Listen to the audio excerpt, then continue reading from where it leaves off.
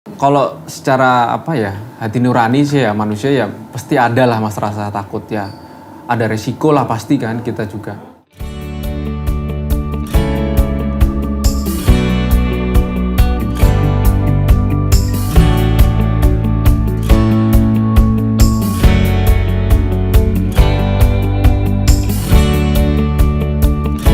Nama saya Mulia Tiardiono.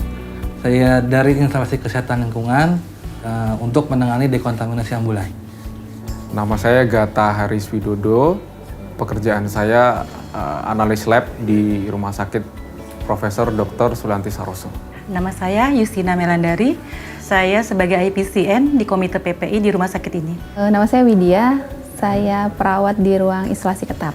Nama saya Dr. Yuki, spesialis paru di Sulianti Saroso.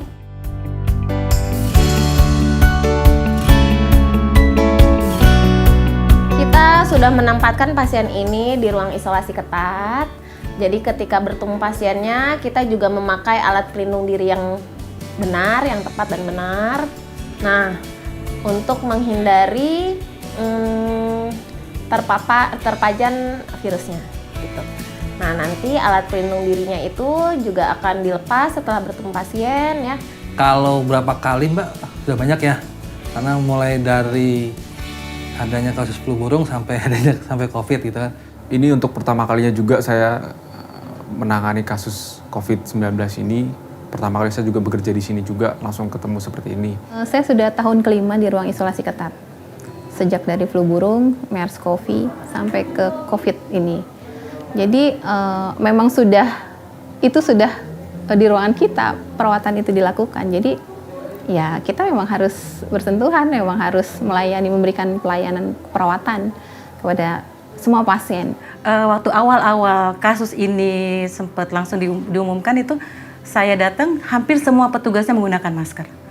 Nah, setelah kami edukasi, kami sosialisasi, akhirnya pelan-pelan jadi ada yang sebagian yang sudah paham, jadi dia menggunakan maskernya sesuai dengan kebutuhan. Nah, ambulansnya itu yang pertama kita buka dulu nih pintu-pintunya, jendelanya, biar ada sirkulasi udara di situ. Nah, kemudian baru kita proses dekontaminasinya. Dekontaminasinya ialah kita menggunakan dekontaminasi permukaan dengan menggunakan bahan klorin, alkohol, atau amonium quaterner. Paling pas pengambilan spesimen, kita ke ruangan kan, pengambilan spesimen ya paling kurang lebih setengah jam lah satu pasien lah.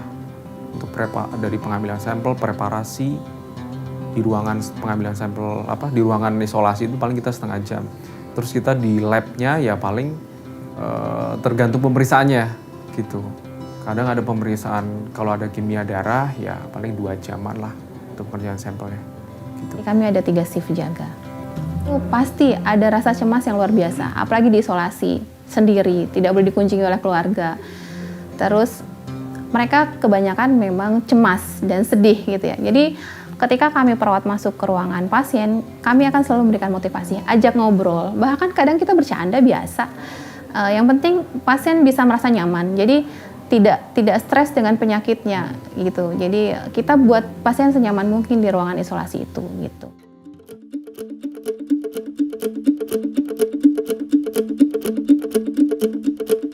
Di rumah dan keluarga hanya berpesan hati-hati saja. Sudah itu saja. Alhamdulillah mereka paham karena ini memang sudah pekerjaan saya dan yakinlah bahwa di sini memang kita terlindungi. Ya pasti. Karena memang kadang setiap saat pun juga pasti nanyain terus. Ya keluarga ya masih mantau terus sih orang tua. Tapi nggak khawatir kan? Ya kalau khawatir pasti ada mas. Kalau keluarga pasti ada khawatir kan. Cuma kita tetap tenangin aja gitu. Pribadi saya dalam artian saya enjoy sih Mbak, dalam artian enjoy itu ya kita lakukan sesuai dengan prosedur aja gitu. Dalam penanganan COVID itu ya kita lakukan pekerjaan kita sesuai prosedur. Nah, setelah itu ya kita dalam artian ya lebih ke hygiene aja.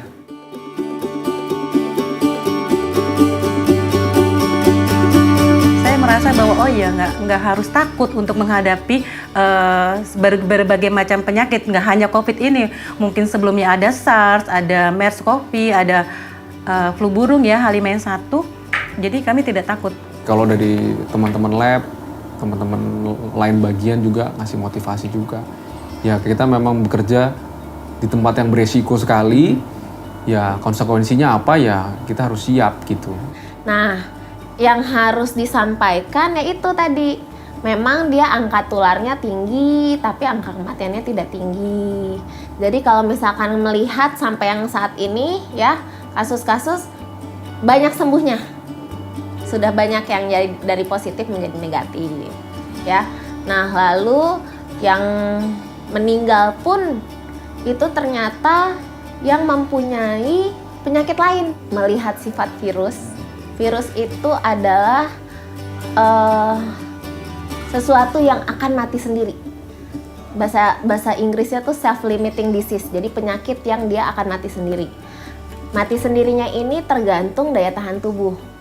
Nah, jadi berarti meyakinkan tetangga nih, kan pasti masyarakat panik. Ya kan, bisa panik berlebihan. Nah, jadi yang harus ditekankan adalah karena ini virus yang berhubungan dengan daya tahan tubuh, berarti kita harus jaga daya tahan tubuh kita. Yang penting ya kita ikhlas, maksudnya. Yang penting saya udah melayani, saya memberikan pelayanan yang terbaik, pokoknya dari hati lah.